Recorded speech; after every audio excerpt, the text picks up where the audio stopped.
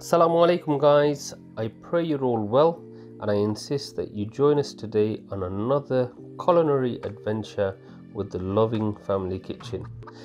Today we're cooking one of my childhood favourites. We've got some mutton chops with butternut squash, and this is one of my babbies, i.e. my sister-in-law's, Sathuki specialties, and I love to whip it up whenever I get the opportunity.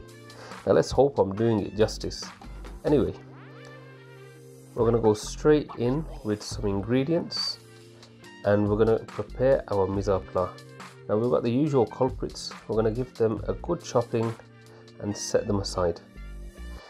Now we're going to move on to our mutton chops. We've got half a kilo of mutton chops, which I think can taste kind of gamey unless you do this step. Now what you're going to want to do is blanch your meat to help get rid of some of those impurities and that metallic taste. Now if you know, you know.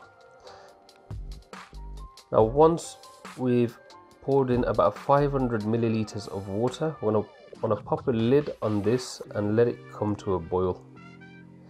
We then strain off that water and add some fresh water to the cooking vessel. Once we've done this, you're going to realize that the meat is really clean because we've got rid of all of those impurities. So here we are guys, you can see we've got our blanched meat and we're going to add about 500 milliliters of water to this, and now we're going to go straight in with our veggies. I like to think cooking red meat in a curry is pretty easy, because all you're really doing is bunging in most of your ingredients in one go, so you don't have to be too methodical at this stage.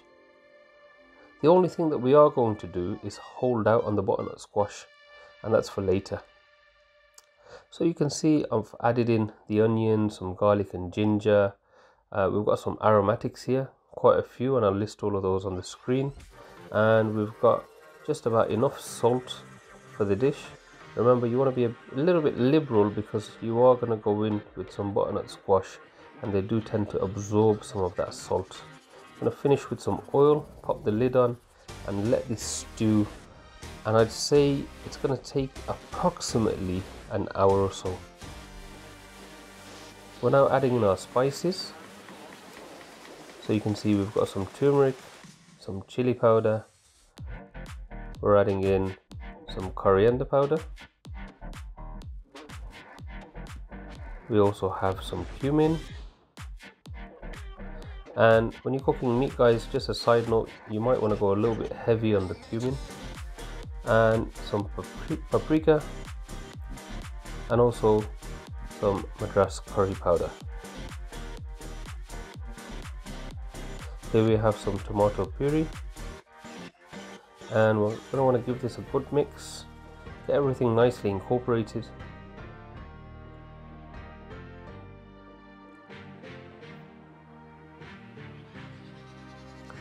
So already looking lovely and it smells absolutely fantastic at this point. But we're not done yet.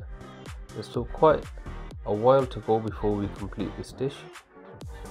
So it's come up to a boil guys, and we're going to go straight in with our butternut squash.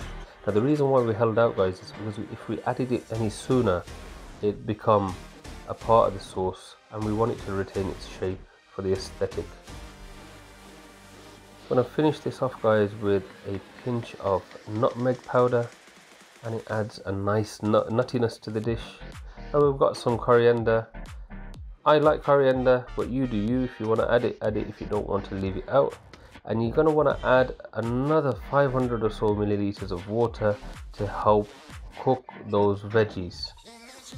Now here we are guys, it's all cooked and cooked extremely well. In fact, the meat is falling off the bone and it tastes amazing. I hope you guys give this a recipe a go, and I look forward to seeing you guys in the next one. If you do enjoy our videos, please consider subscribing and leave us a like. It really does help us out, and I'll see you in the next one guys. Salaam.